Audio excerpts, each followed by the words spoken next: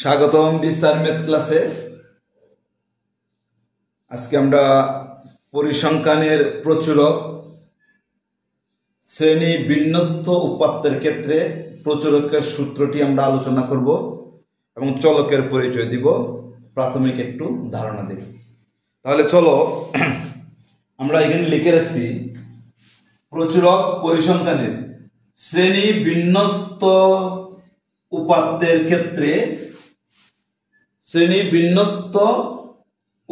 ক্ষেত্রে প্রচুরকের সূত্র এবং চলকের পরিচয়। প্রচুরক সমান সমান হলো L plus F1 by F1 plus F2 into H। এটা হলো প্রচুরকের সূত্র। প্রচুরকের সূত্রটা তোমাকে মুখস্থ করতে হবে। L plus F1 by F1 plus F2 into H। Lটা কি? চলক। এটা হলো প্রচুরকের সূত্র, চলকের পরিচয়। প্রচুরক শ্রেণীর নিম্নসীমা, যে শ্রেণীতে তোমার প্রচুরক আছে বা যে শ্রেণীটা তোমার প্রচুরক শ্রেণী হবে, ওই শ্রেণীর নিম্নসীমা হবে L। কোনটা এটা আমরা পরে আসতেছি। F1 হলো প্রচুরক শ্রেণীর গণসংখ্যা বিয়োগ পূর্ববর্তী শ্রেণীর গণসংখ্যা, মানে এর আগের গণসংখ্যা বিয়োগ করলে যে বিয়োগফলটা হবে সেটা হবে F1।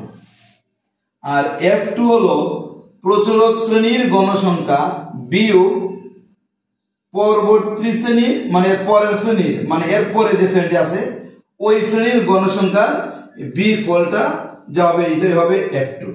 আর H হলো শ্রেণীব্যাপ্তি। H তো তোমরা সবাই আশা করি জানো। তাহলে আমরা প্রচুরক হলো L plus F1 by F1 plus F2 into H। এটা হলো প্রচুরকের সূত্র। আর Lটা কি? প্রচুরক শ্রেণীর নিম্নসীমা। আচ্ছা, এখন আমরা শ্রেণী বিন্যস্ত উপাত্তের ক্ষেত্রে এইরকম শ্রেণী বিন্যস্ত থাকবে 40। এটা হলো শ্রেণীব্যাপ্তি গণসংখ্যা 40, 49, 50, 59, 60, 69, 70, 79। এটা হলো শ্রেণীব্যাপ্তি। এখন এখানে গণসংখ্যা কোথায় বেশি? 25। এখানে এটা 25 গণ, এখানে আছে 20, এই জায়গায় 25, এই জায়গায় 10, এই জায়গায় 9। তাহলে তুমি দেখতে হবে গণসংখ্যা কোনটাতে বেশি। গণসংখ্যা এইটাতে বেশি। তাহলে এটাই হবে আমাদের প্রচুরক শ্রেণী। এখানে সর্বাধিক গণসংখ্যা 25 আছে 50 থেকে 59 শ্রেণীতে, অতএব প্রচুরক শ্রেণী 50 এবং 59। 50 থেকে 59 হলো প্রচুরক শ্রেণী। তাহলে প্রচুরক শ্রেণী হলো 50, 59। তাহলে L হবে 50। প্রচুরক শ্রেণীর নিম্ন সীমা হলো, এটা হলো নিম্ন সীমা, এটা হলো উচ্চ সীমা। তাহলে নিম্ন সীমাটা হলো L। নিম্ন সীমাটা কি হলো? L। এখন আসো F1।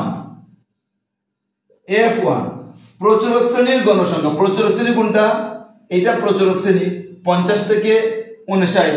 প্রচুরক শ্রেণীর গণসংখ্যা কত? 25। প্রচুরক শ্রেণীর গণসংখ্যা 25 বিয়োগ, এই বিয়োগ চিহ্ন, বিয়োগ পূর্ববর্তী শ্রেণীর গণসংখ্যা, এটার আগের শ্রেণী মানে 20, পূর্ববর্তী হলে 20। তাহলে F1 হলো 5 পেলাম আমরা F1। মানে প্রচুরক শ্রেণীর গণসংখ্যা থেকে পূর্ববর্তী শ্রেণী অর্থাৎ আগের শ্রেণীর গণসংখ্যা বিয়োগ করলে যে বিয়োগফলটা হবে সেটা হবে F1। F2 হলো প্রচুরক শ্রেণীর গণসংখ্যা বিয়োগ প্রচুরক শ্রেণীর গণসংখ্যা কত? 25। প্রচুরক শ্রেণীর গণসংখ্যা বিয়োগ পরবর্তী, এটার পরে যে আছে পরবর্তী কত? 10। পরবর্তী শ্রেণীর গণসংখ্যা বিয়োগ করলে কত হয়? 15। তাহলে F2 হলো 15। আর এই হলো কি? শ্রেণীব্যাপ্তি। শ্রেণীব্যাপ্তি কত? 40, 41, 42, 43, 44, 45, 46, 47, 48, 49, তাহলে 10। শ্রেণীব্যাপ্তি কিন্তু 40 থেকে শুরু করতে হবে। 40, অনেকে 40 বাদ দিয়ে বলে, 40 বাদ দিয়ে গুনলে হবে না, 40 সহ গুনতে হবে। 40 থেকে 49 পর্যন্ত শ্রেণীব্যাপ্তি হলো 10। তাহলে আমরা এখন L কি, F1 কি, F2 কি, H কি, এটা আমরা জানলাম। প্রচুরক শ্রেণীর সূত্রটা লিখলাম, চলকের পরিচয় জানলাম। এইটা তোমাদের লেখা লাগবে না, আমি বোঝানোর জন্য বলছি। প্রচুরক শ্রেণীর গণসংখ্যা থেকে পূর্ববর্তী শ্রেণী মানে আগের শ্রেণীর গণসংখ্যা বিয়োগ করলে যে বিয়োগ ফলটা হয় সেই বিয়োগ ফলটা হলো F1।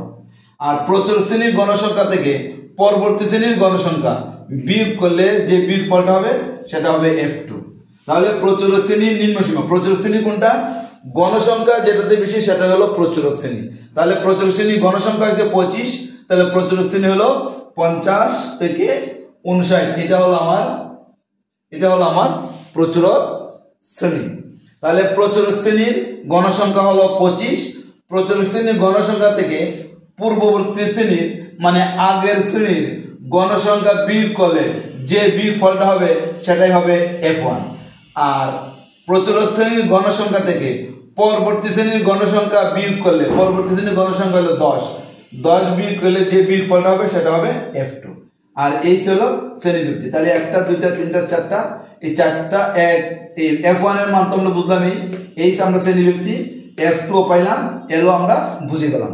এখন প্রশ্ন থাকতে পারে, যদি মনে করো এখানে 25 না থেকে এই জায়গায় 25 আছে, এখানে 20 আছে, তাহলে আমাদের এখন প্রচুরক শ্রেণী কোনটা হবে? গণসংখ্যা বেশি কত? 25 এই জায়গায়, তাহলে আমাদের প্রচুরক শ্রেণী হবে 40 থেকে 49। কারণ গণসংখ্যা যেটাতে বেশি, গণসংখ্যা যে শ্রেণীতে বেশি সেই শ্রেণীটাই হবে প্রচুরক শ্রেণী। তাহলে 25 এইখানে, তাহলে প্রচুরক শ্রেণী 40 থেকে 49। এখন আমার L হবে 40। এখন F1 কি হবে? আমি বলি L হলো 40, F1টা কি হবে? F1 বলছি আমরা প্রচুরক শ্রেণীর গণসংখ্যা, প্রচুরক শ্রেণীর গণসংখ্যা কত? 25 বিয়োগ পূর্ববর্তী শ্রেণীর গণসংখ্যা। তাহলে এইদিকে তো আর পূর্ববর্তী শ্রেণী নাই, না থাকলে 0 হবে। এইদিকে আর পূর্ববর্তী শ্রেণী নেই, গণসংখ্যা আছে, পূর্ববর্তী শ্রেণী না থাকলে 0 বসাবো, বিয়োগ করলে কত হবে? 25 হবে। আর F2 আগের মধ্যে হবে প্রচুরক শ্রেণীর গণসংখ্যা 25 বিয়োগ পরবর্তী শ্রেণীর গণসংখ্যা 20, তাহলে 5। এটা যদি এই জায়গায় থাকে, মনে করো এই জায়গায় 9, এখানে হলো 25, তাহলে আমরা প্রচুরক শ্রেণী হবে এখন 70 থেকে 79, তাহলে L হবে 70। F1 কত হবে? প্রচুরক শ্রেণীর গণসংখ্যা মানে 25 মাইনাস পূর্ববর্তী শ্রেণী মানে 10, মানে বিয়োগ করলে 50। F2 কি হবে? প্রচুরক শ্রেণীর গণসংখ্যা বিয়োগ পরবর্তী শ্রেণীর গণসংখ্যা। এটা পরবর্তী কোনো গণসংখ্যা শ্রেণী সংখ্যা নাই, গণসংখ্যা নাই, পরে আর কোনো গণসংখ্যা নাই খালি, তাহলে এটা হবে 0, বিয়োগ করলে হবে 25। তাহলে আমরা এইভাবেও থাকতে পারে, গণসংখ্যা সর্বপ্রথমও থাকতে পারে, সর্বশেষও থাকতে পারে, মাঝামাঝি জায়গায়ও থাকতে পারে। তাহলে আমরা 3 জায়গায়ও যদি আমাদের মানে সর্বশেষে গণসংখ্যা থাকলে আমরা কিভাবে F1 F2 বাইর করব?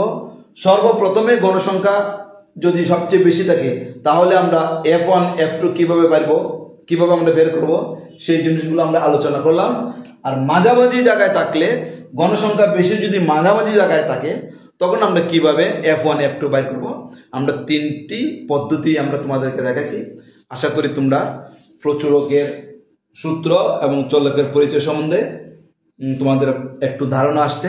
আমরা যখন প্রচুরক করব অথবা মধ্যক করব, তখন তোমরা অবশ্যই প্রচুরকের আরো বিস্তারিত জানতে পারবে, বা প্রচুরকের বা মধ্যকের যে আমরা মধ্যক নিয়ে আলোচনা করছি, মধ্যকের সূত্র, প্রচুরকের সূত্র নিয়ে আলোচনা করছি, গড়ের সূত্র নিয়ে আলোচনা করছি, সেগুলো আমরা অঙ্কের মধ্যে আবার বিস্তারিত আলোচনা করব। সেই পর্যন্ত তোমরা সুস্থ এবং ভালো থাকো।